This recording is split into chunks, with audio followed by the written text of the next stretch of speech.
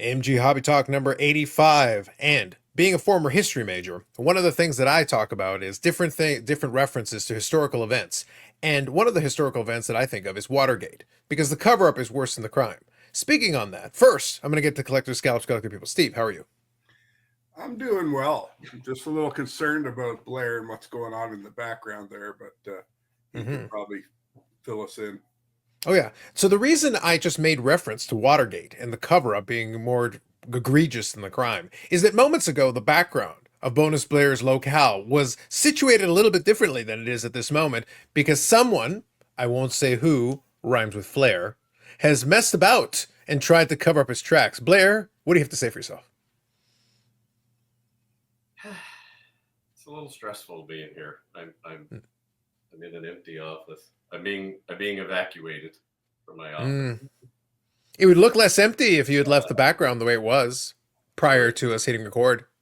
Yeah, once you were gonna quiz me on it, I felt like I should go to the original state. I propped up my last little poster that I forgot to take off the wall, and I propped it up, and then when you made note of it, I kind of thought it was stupid, so I took it down. Yeah, but that's why I say, like, so for everybody's edification, when we're recording these, I hit a little countdown timer before obviously we start going. The thing is, I can see you at the bottom of the screen, so I was seeing your shady dealings as you were trying to cover up your tracks and change your background. So I knew exactly what you were doing, and I was going to call you out on it immediately. So, Steve, they think they can get away with this. I can see them.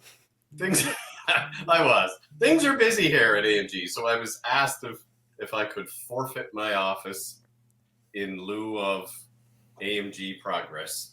So I was glad to do that. I'm kind of sad about it. I took all my stuff out. Coming in this morning, I was fully prepared that I had to do the podcast in the attic or somewhere in the bathroom. I don't know. And I was going to use my phone. That was my mindset. I get in and I just happened to Brad's in doing PSA stuff. So I said, "Where are you setting up today? Can I set up here?" And he's like, "I need to do the podcast." He's like, "Just use the office." And I was like, "Oh yeah, I can use it. It's not quite mine, but it's not nobody in here." So that threw me off. And then I got in here and I was all thrown off for the morning. So then I worked feverishly.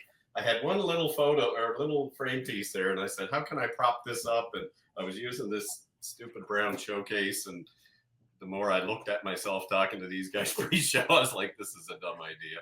And then Carlos was going to pin me to talk about it. So that was the behind the scenes, like a little rat scurrying in the That is quite the harrowing tale, quite the harrowing story. Yeah, so that's my morning, folks. Welcome to AMG. You're always welcome to my office, Blair.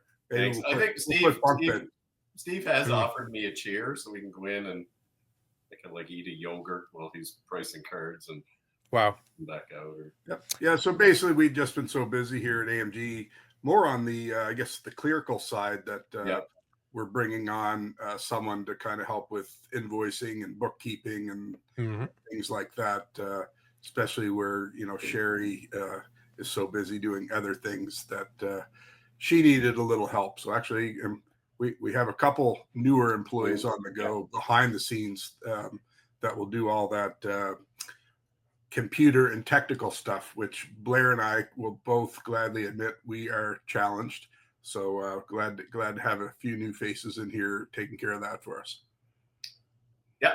There you go. The background details of running a card shop. But nonetheless, we'll come back to it, and we'll call out Blair when he tries to cover up his backgrounds. We see what's going on there. But let me move on.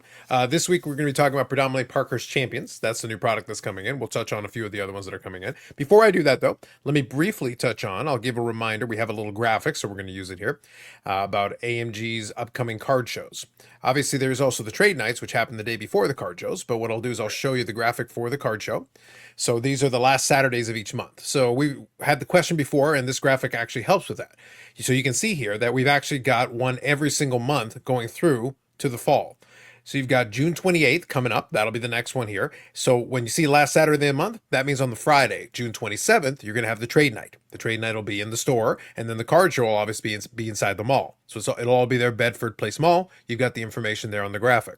So feel free to pause if you're watching this on replay. Check out the pause, and you'll be able to see there all the dates. July 26th, August 30th, September 27th, October 25th, and the end of November, November 29th. So for the November show, it won't be affected by the expo. In this case, it'll operate at the end of the month just like normal. Trade nights happen the day before all of these dates. So the Friday before this is the trade night. The card show is on the Saturday. And as you can see, it's going through all the way towards the end of the year.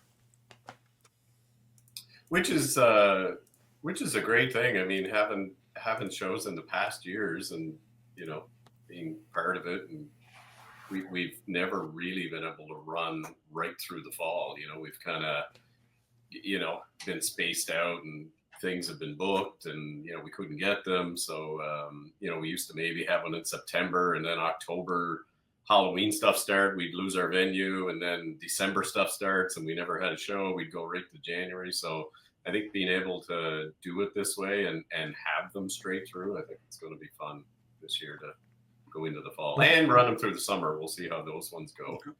Yeah, normally we take, you know, July and August, a lot of times we take off. So this is something new for us. You know, I would think, you know, people have a lot going on in the summer. So we may lose a few people for those summer months, which is understandable. But we do have a list of people trying to get in as well. So a good time for those that haven't done a show to get their name in there and hopefully get a spot to kind of see how the shows work out. Yep. I think it's fair. Another thing also, though, if it's a little bit quieter for a couple of those shows, it also gives you a little bit more time to negotiate and possibly get some sneaky deals. Yeah. So, you know, the person who's there gets to take advantage and potentially negotiate. So some food for thought there. Now, let me touch on a couple of comments from last week's episode. We always thank everybody for their participation and their comments in the comments section. So Fulton Cards here has Ovi and Barkov have some of the closest autos in the hobby. I was talking about kind of the closeness of those autographs there. I've always wanted to do a video on dupe autos across the NHL, which I think would be a very good video. So we thank you, Fulton, for that comment. So I'll give you a heart on that. Appreciate that comment. Rob Taylor says it was quite the break. If an unknown rookie hit goes big, Brad will have his card, in reference to the cup break and also the ultimate collection break. So yes, there were some interesting rookies pulled in that one. So if you get some of the more obscure rookies to hit, that is true. Brad probably pulled one of those cards during that break. So thank you, Rob. Appreciate you commenting on that. He probably pulled several of them. Yes.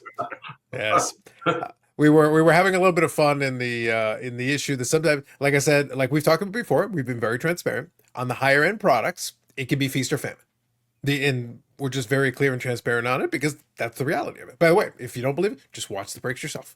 You can see for yourself and do it. Although I did get a kick out of it, I watched one break that actually for my kind of my friend group and what we are doing when I do a podcast on my YouTube channel.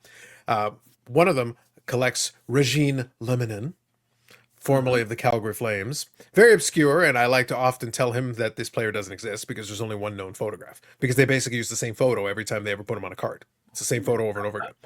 I like that. It's pretty much, check it out for yourself. You'll see they tend to use the exact same photo almost every single time for him because that's apparently the only photo that exists. There are more photos of Steve's hockey career than there are of Regine Lemonin. Wow. That was a jab. No, trust me. I think they thought you were more important. They took more photos. Regine has spent time in the NHL. And like, no, you only get one photo. That's it. That's all you get. So who knows? So what happened though is on the cup break when they were doing it, one of the subsets is an autograph subset, and I think it's the Baroque, and he's actually in the Baroque insert set, which excited Eric. So in the cup break they actually pulled the Baroque auto. He was so excited, he actually bought two of them already previously. But in this break, they pulled one. And then directly behind him, one of our other friends is a big Jason Robertson fan. So back-to-back cards, the Baroque Lemonin was pulled. Yeah. And then behind it was the 1-of-1 shield of Jason Robertson. Wow. It was back-to-back, those two. And I just laugh. I sent them the clip, and I go, well, this is super rigged. It's like you two jerks, your favorite players back-to-back in the same pack. It was kind of surprising. No Medano. So in that same vein, though, I was telling the guys that I had a little fun obviously with people opening the cup stuff, a lot of times if you're looking for certain inserts or subsets, a lot of the rarer stuff sometimes will arrive early, because as people are opening it, then they'll make it available because, you know, they're trying to get their money back for their break. One of the cards was the Notable Numbers Medano. That has actually it's appeared on eBay. But I had an interesting little kind of back and forth with the seller over an evening, because they had listed it. And I'll give you the numbers, because right now where it's at, I'm not interested in making a play for it. Initially, they listed it for $300 US, which in itself isn't too bad. I'm a little bit iffy, because the problem is that as enough more stuff gets added, I get a little bit more price sensitive. I don't necessarily need another one. I think it's a cool card. I think they designed it well, so I would be interested. So I made an offer. I came back at them at $250, which I thought was fair. They actually came back at me at $275. So this was all late in the hours of the evening. That $275 offer came in at about 2:30 in the morning my time. So by that point I was in bed. And if I got up in the morning and I saw it, I probably would have taken it. $275 was fine. Yeah. But what they actually did, I don't know what happened between the time they came back to me and the morning hours. They pulled it off, and it looked like it had been sold initially. And I looked at it, I go, but no, they actually just relisted and put it for $500. I go, wait a minute. What if somebody had just hit a buy it now at 300? Like, what are we doing here, Steve? Somebody had a little seller's remorse, and they hadn't even sold the card yet. Mm-hmm. Yeah. So he thought he had you just right where he wanted you. Yeah. well, he didn't, Steve. If I had accepted the 275, he would have gotten less than half of what he tried to get. So the thing is, like, I was like, so then why'd you price it at 300 in the first place? What if somebody just hit buy it now at 300? You're still not getting the 5. I have no response to that. Yeah, so the thing is, like, if somebody just hits the buy it now, you're still not getting the 500. So if you wanted 500 in the first place, just list it for 500. That's my point. My point is, if you want 500, just list it for 500. The entire sequence of events was very odd. Why would you list it so much less and then suddenly, wait a minute, I should put it for $500? It's like, well, why didn't you do that in the first place then?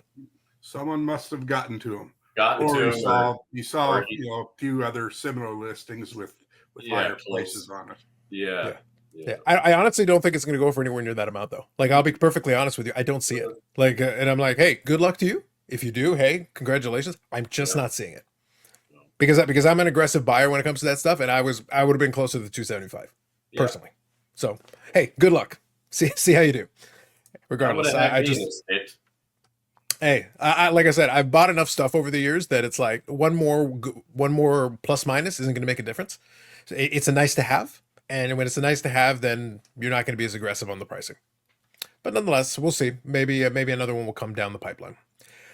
Regardless, keep an eye out there though when a new product comes out like that though, because some of the nice cards do come out of the woodwork early. So sometimes you can get a really good deal. You just have to keep your eyes open, keep your eyes peeled, and see if you can find something that's interesting. Now, let me see here. I think what we're going to do is I'll quickly go over the products that are coming in. A lot of this stuff is restocks. As always, reminder, if you want more information on pricing and availability, reach out directly to the store. That's the best way of getting the direct communication. I'll put the little scrolling ticker there with the Instagram and the website. Those are good connection points. In the description, we also have the information to connect directly to the store. You can ask questions and be able to get information on that. So let's go through it here. 2024 Panini Contenders Football. A lot of these, like I said, are going to be either restocks or some limited availability on some of these. So again, inquire within if you want pricing or availability. 2024 Panini Select Football H2. So that's a different format. 2025 Panini Basketball Donruss Fat Pack. 2025 Topps Bowman is redundant, but that's what they list here. Topps Bowman Baseball Mega Box. We got that on there. 2025 Parkhurst Champions, Upper Deck Parkhurst Champions Hockey, which is what we're going to talk about here in a couple of minutes. 2025 Upper Deck World of Sports Volume 1. I am not familiar with that one, so I can't speak on that one too much. And even though it's not really one of the main things we want to talk about, I do have on this list top loaders. Our long national nightmare is approaching its end. Very exciting. Ask about pricing and availability on the top loaders. Please do. Exciting times.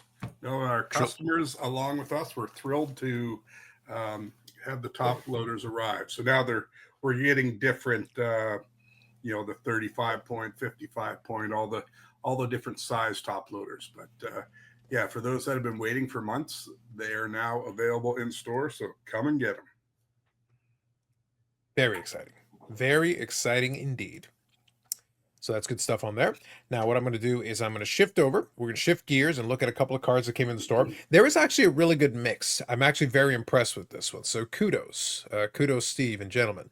What I'm going to do is I'll go through it. I've saved some of the vintage for the end because there's a couple particular ones I want to take a moment on. But let's share that, and then we'll finish up with Parkhurst Champions. So let's go in here, and we'll take a look. And I'll zoom in a little bit, just make it look a little bit better. There you go. So we're starting off with a good, solid, strong start here. Connor Hellebuck. This is SP Game Used here. We've got the autograph on there. All-star jersey in the image for him. And in this case, it is the 1 of 1. So very strong start here. Then we've got rookie sweaters, Lane Hudson, numbered to 49. Nice patch piece on this one. Also SP Game Used. So on this one, rookie patch. Very nice on this one. Appreciate that. And actually also, since I do like to look at the photographs, this would be one that would be interesting if they end up putting it on a card. The RBC patch. RBC patch. I would be interested in seeing that RBC patch on some kind of a card, especially if you make sure you get one of the larger patch pieces on there. That'd be kind of an interesting one. Mega patch. The things that Carlos thinks about. I'm glad you pointed that out. I never would have thought of that. It would be cool though. It's gonna, Steve, that somebody, if they have one of those jerseys with this, they're probably holding that one back for one of the big products to throw that in there, because I think it would stand out from a lot of the usual patches you're going to get on the Montreal Canadiens one. You're getting a little bit different color scheme on it. So I would 100% use it, especially if you got the jersey with that on, use it. Yeah. Got a Wayne Gretzky treasured SWAT patches on this one. So we got a jersey patch, and I think this is numbered to 15. So very solid, limited number on there. Nice game used piece there for Gretzky. Very nice. Then we go into the vintage a little bit here, so I'll zoom in. 1976 Walter Payton. This one's an interesting one because it's a half grade as well. So this one's in a near mint 7.5, which can sometimes offer a nice value because you're getting a nice card because it's nicer than your average 7. Not quite up to an 8, but nicer than the normal 7. Looks reasonably nicely centered. Pretty solid looking copy. Yeah. And not a card we ever have in the store, or I think maybe one in the past we've had. So to get one in this high grade, we'll absolutely take it. Absolutely. Sticking to the train here, we're going to 1980 tops, scoring leaders. So we got the Bird, Julius Erving, and Magic Johnson. So you got 2. This is basically a double rookie to go along with the Julius Erving. So there's actually different combinations of these that you can find with these different players on them. This is one of the more desirable ones because you're getting all 3. 3 Hall of Famers on here, and obviously 2 guys that had a rivalry that defined the 80s, and you're getting that in the 80 top scoring leaders. So very good example on this case. Save the NBA. Yeah, and in this case, you're getting in VGX4. Still looks pretty presentable to me. Pretty solid, especially for the grade. And like I said, you are getting the 3 Hall of Famers, the 2 young guys that are about to get started. So in 1980, the Larry Bird on the left and Magic Johnson on the right are the ones that are about to light things up. But in the meantime, Julius Erving was the scoring leader in this card. So like obviously he was still at or near the peak of his powers. So very good combination on this one. Then we go into the baseball. We got the 52 Bowman Mickey Mantle. So if you want to say you have a 52 Mantle and can't afford the other 52 Mantle, this one actually, I'm a big fan of the image on this one. Yeah, and nice eye appeal and the great centering on it. Some touches on the corners, which is why it's a 4, but overall it presents much nicer than a 4. And I guess unfortunately, but fortunately, this card sold right away. And it went to someone local, which is nice. So the card's staying in this area. And I have not ruled out getting that card back someday because I know where it is. And it went to a collector. Wow, look at that. Very good. And like I said, I'm a big fan of this card. I do appreciate it. And like I said, if you want to get a 52 Mantle, not cheap, but still a little bit more affordable compared to the other 52, this is a good, solid choice. Now, I saved this one for last because I'm actually kind of a fan of this card. So this is the 1954 Red Heart Mickey Mantle. Now, this one's a fun one because in the early to mid-50s, Mantle appeared in a lot of different products, and Red Heart is dog food, which is always kind of an interesting thing. It's there were a lot of unusual products that got cards produced as part of it, and this is kind of but again, also what I think is interesting is just look at the image. This is a 1954 card. Mickey Mantle is still very early in his career. He's developing into what's going to be the legend in the 50s. 50s, the golden era baseball. This one is a little off the beaten path. This is kind of a more interesting card. If you already collect or are interested in collecting vintage baseball or Mantle or whatever the case is, this is a very fun card to have. Yeah, and he has great teeth in this picture. Yeah. This is the marketing. This is the marketing image that they. If you're thinking 50s Mantle, like an image like this is like perfect for it, because this is basically what you were marketing at that time. You were showcasing this, and the Yankees would go on to have a great run, continuing what they had been doing. Big run in the 50s, winning a bunch of world championships. And right now, this is Mickey Mantle closing in, because 56 is his Triple Crown year. He's closing in on the peak of his power. So it's right around this time that he's at the apex. So it's like I said, this one here, these ones are not inexpensive, but compared to some Mantle cards of the era, still not too bad. And this one is one that not everybody has, which is kind of fun to have something a little bit more obscure, a little bit more off the beaten path. Absolutely. I've only probably seen a couple of these, I think, and one of them could be that one for all I know. I don't know when it was purchased from the original owner, but yeah, they're tough. You don't see them all the time. Yeah, but that's actually what I think is more appealing about it. That's the reason why I mentioned that. Like, there's at one point I had most of a Mantle run, basically missing the 52 tops and the 51 Bowman. That's attainable still. Like, if you don't hit, those are the two key cards. If you don't hit those two, or if you find affordable copies for yourself, most of the Mantle run is fairly attainable. But something like the 54 Red Heart is one that isn't part of that normal Mantle run. But if you just want some interesting Mantles, I would look at, if you want some ones that are a little bit interesting, I would look at something like the Red Heart. Again, not inexpensive, but still doable under the right circumstances. I would look at some of the oversized. The 64 Topps Giant is a nice image of Mantle, and it is a little more affordable comparatively to some of the other. But you're still getting a playing days, like still in his career, Mantle. So there's stuff out there like that, but you got to dig a little bit underneath the obvious, and you can find some very interesting stuff if you look a little bit beyond. Yeah. All right, so some good stuff there. So thank you for that. Thank you for sharing it. So let's go in here, and we're going to talk about Parkhurst Champions for a couple minutes. And also, obviously, we already did our predictions and everything, so we won't spend more time talking about it necessarily again. But it is good to note that as we're recording this tonight, Game 6 of the Stanley Cup Final is happening tonight. So the finals could be over hours. By the time this drops, the finals could already be over. We're going to see. We'll see if there's a Game 7 involved, but we'll go from there. All right, so 24-25 Parkhurst Champions. And, of course, I will include a link in the description to it. Beckett's been letting us down recently, so we're going to go with Go GTS. They do have the checklist and some images that we'll be able to share, so we'll use what they've got going on here.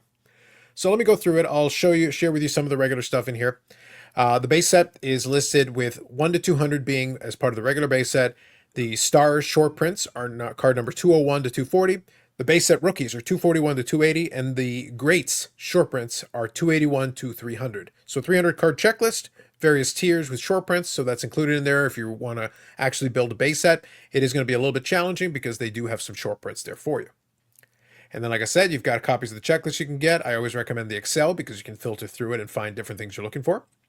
So what you get in here is one autographed memorabilia or case hit lenticular card. I always appreciate when we've got that many commas and ors. So you've got that. 6 base set Stars rookies under Legend SP, 6 base set Rainbow Parallels, plus 4 inserts, 1 numbered card, and 1 53-54 retro cards. Bonus pack in every box. That's a mouthful. Mm-hmm. So there you go. Be on the lookout for a wide variety of parallels. So you've got the silver, baby blue border, numbered to 25, rainbow, autograph, jersey, and low-numbered gold auto patch. So collectors should expect to find 1 base set silver parallel in every pack on average. So your all new inserts include Saturday Night Standouts, You Wouldn't Believe, I Might Not Believe, Atom Squad, and other inserts like Shake, Rattle, and Roll, and Crease Lightning. No comment. Very much so. Yes, very much so. You're going after some Shake, Rattle, and Roll there, Blair? That I might like that one. Crease Lightning. I like that one. There you go, Crease Lightning. Yeah. Atom Squad. Right. I don't get the Atom Squad, but it just might not be.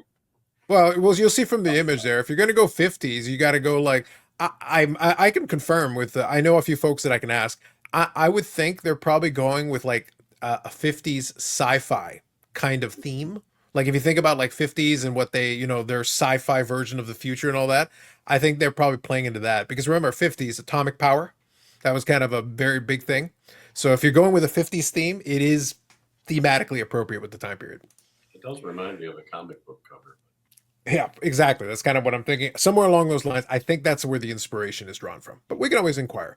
Right. So you are bringing in the 53 retros in here. You can find one 53, 54 retro bonus pack in every box.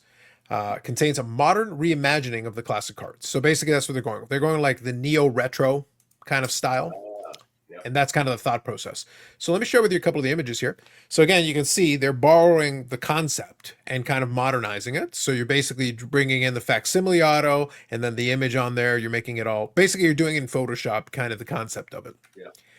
Now here you got the Parkhurst Champions. Again, I do appreciate that no matter what happens, Logan Stankoven is still in Dallas. It's like, we can't update the image. We're not allowed. So this one is actually a patch auto. So in this mock-up, I know it's a little tough to see. Obviously, in a real card, physically, you'll have the 3D, the dimensions will be a little bit easier to see. But that is a patch auto on there, numbered to 25. Here's your Atom Squad. So if you look at the art in the background, Blair, I think that's what they're going for. You're very much going with like this retro kind of theme with it. Again, atomic power, 50s. It does make sense. I also bonus points behind the logo is the moon. I like that. So they're really kneeling into a space theme like 50 style. This one here, I don't know why this has got Upper Deck Ice Premiere. I actually think this is Go GTS grabbing the wrong image. Unless you want to see last week's, because this is last week's one in there. By the way, I didn't put that on there. That's just on there. But you get double Stanko. So here you go. Saturday Night Standouts. This one is part of the set. So Cale McCarr there. Again, retro themed. We got that on there. And then this is kind of the silver version or rainbow version of it. Numbered to 53. So it follows with that whole theme going on with it. And here is the Zach Hyman. So there's your base baby blue parallel. Okay, I think not too bad. Here is your SP Greats Black with an older image of Gordy. So if they use the 50s image of Gordy, that would be thematically appropriate as well. So I give them credit for that. Yeah. And then here is the You Wouldn't Believe.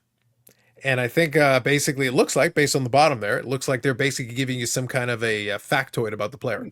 So Ron Hextall had the most career points by a goaltender, 28. That's kind of neat. You wouldn't believe. Yeah, I like that. I don't know about the card. I'll have to see the card in hand, but yeah, I feel like this will probably be like in cardboard stock, kind of a traditional kind of thing. And obviously you completely cleared out the background to give it, it's basically like very stark colors because you can see it's got like that bright red to go with the yellow on it. And then the entire border looks like it's probably like a cream color. You have to see it in person, but it looks like to me based on the mock-up. So that's kind of the ones they shared on there. Let me just see if there's anything else here. And yeah, it's very much a retro style theme, very straightforward. Like in all honesty, normally it takes me like 5 minutes to get through all the different parallels, subsets, and various things, but it seems very clean cut. There you go, kind of a little breakdown of it. Conceptually, I think not too bad, and the price point I think is decent considering what you're getting for it. So I don't know. What do you guys think about that one? Well, and then the other thing about the Parkhurst, I'm assuming just like last year's, the autos are on card, so. You know, where it's a little bit cheaper price point and you're getting on card autos, you know, there'll be some, you know, some value in some of these cards as well. So, and it's a fun product. And like I said, a little break from the higher end products, but you can still pull some nice cards. And it looks like there's enough, you know, low numbered inserts to, you know, make it worthwhile. Yeah, and it's been that same kind of rookie class. You know, it's been a popular rookie class. You know, that's been out there. So I think, some of those would be good. And speaking of which, just in the store, we're kind of getting in those dog days of summer. So things are slowing down a little bit in the store. So we've kind of looked around and evaluated some of the products that we might want to start unloading. So we do have even like last year's Parkhurst Champions, for example, that's on sale. There's probably 5 or 6 other products that you can reach out to the store and probably have a little bit of negotiating room on these products because we just like to, get some of our inventory down on a few products. So a lot of it's going to be very close to our cost, sometimes even a little bit less than our cost, depending on how much of a product we have. So definitely it's a good time to come in and have a look and see what what might be available in store. Makes sense. I like it.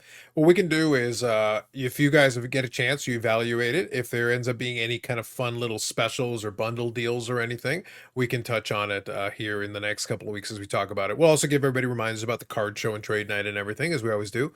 And then, like I said, right now we've been getting product after product, so we've been featuring the different ones as we get in there. But I think one thing that'll be fun to do, and I'll spend a little time kicking it around and kind of run it by the team, is I think it would be fun to spend a little bit of time with the single cards. We always spend a little bit of time doing it, but it'd be fun to see if we can come up with any kind of interesting cards or thematic things that are kind of on there. Because again, when things are a little bit more relaxed, it does give you a chance to actually look back at your collection, reflect a little bit. And obviously that's the fun part. That's the reason why, like I said, we joke about it, but that's the reason why I like looking at the images in a lot of these cards. The card is a card. It's, it's really good, but it's fun thinking about, even in that image with that Lane Hudson. I see that he's got that patch card on there. I bet Upper Deck, if they have a copy of that, would throw that on a card. It's not necessary for this product, but if we see it down the road, hey, they actually did use it. They found one of those and put it on there. That actually looks pretty cool. On a large size format card, that would look pretty neat. So these things can come back down the pipeline. And also with the vintage ones, a lot of time we got to look at those backgrounds and find the mysteries. We got to find Waldo. There's a lot of things going on. Yeah.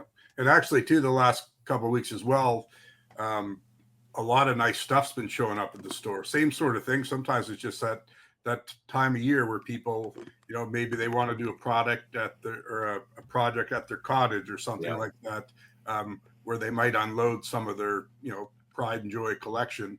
So, just like the Walter Payton rookie or the mantle just a few days ago, I picked up a massive 50s and 60s collection that, are really, really nice condition. So that's part of the reason people buy and sell cards too, because it's almost like a stock. You buy it, and then when the time's right, you move it. So the last couple of weeks, we've like I said, we've been fortunate to have picked up some really nice collections and cards. So definitely worth stopping by the store and seeing what's sitting in the showcases. Yeah, and we've and even lots of vintage, which is awesome. And then we've had some new products as well too. So some of the stuff from Ultimate and some stars from that stuff. So the new arrivals case is pretty fresh. Obviously, there's the high end stuff in there, and then we actually just redid the 5 and 10. We did a kind of a blowout little sale on what was in there, and yesterday I just took everything out, and so it's all fresh in there as well too. Autographs, jerseys, some rookies, numbered stuff. So it's we try to keep it fresh. It's hard sometimes, obviously certain things, we don't buy collections of graded cards every day, like to fill a showcase, but we do have stuff, and like Steve said, there has been quite a bit of stuff coming in, so there's lots of fresh cards to have a peek at. So very nice. I like it. So let's finish off on this last thing. We already did like predictions and everything, but here's my curiosity. Obviously, like I said, this will drop on Wednesday. So by the time game 6 will already be over. So here's a question. It's binary, yes or no. Do they go to game 7 again? Yes. Okay. So Blair's got another game 7 for the second straight year with these two teams. Steve, if they get to 7, either team can still win. But my question is, do they get to 7? So that's what I want to know. Steve, 7 or no? I know where he's going. I don't know. I don't like either of Edmonton's goalies. That's all I can say. So it's up to the players that are not the goalies for the Edmonton Oilers. It's up to them. So that's all. I want it to go 7, but so they're going to 7 or not? If Edmonton scores 5 goals, if they score 5 goals, it's going to 7. Okay. So look forward to Florida winning 6-5. Probably. Marchand scores 4 just because why not? And wins the Conn Smythe. Yeah. Well, listen, Marchand's been playing well. I think that's what they brought him in for. He knows how to do this in this round. Yeah. That's what guys like that are designed for that particular thing. If you're going to bring somebody in, that's what you're bringing them in for. Yeah. It's frustrating because Edmonton knew going into this year goaltending, and that hasn't been. They're right back where they were last year and in the same situation. So hopefully they can put it together for a game or two, but I I would not bet on this. If someone gave me $100 to bet, I would probably go buy some groceries instead. Wow. There you go. Well, on that bombshell, that concludes this Cinematic episode. We thank you all for participating. We would appreciate it if you would hit the like button. We would also appreciate it if you haven't already, if you subscribe. We're creeping up on 425 subscribers. We want to slowly creep that up. I want to get to 450 by the end of the summer. That's kind of my goal. So I would love if you're watching these episodes and enjoying the cinematic analysis and the mysterious cover-up, we need to get to the bottom of what happened, where Blair had a background and suddenly he doesn't. There is more to this story, and the only way we can find out is to get the more subscribers. We need to get to the bottom of this. The truth is out there. It's actually very depressing looking at Blair's background with just empty shelves. And then I need you to think about this. He did this on purpose. So, Steve, what is he hiding? Oh, I don't know. He's due for a vacation soon, so there might be more to this than meets the eye. I'm not ready to let go. I'm not ready to let go. Yeah. So we'll find out more. And like I said, we're in episode 85. By the time we get to episode 100, I think we need to get to the bottom of this mystery. So we're working on it. Anyway, for Collector of the Scalps, Collector of the People, Steve, Bonus Blair, who is trying to cover his tracks, that's it for us this time around. Thank you very much. We'll catch you in the next one.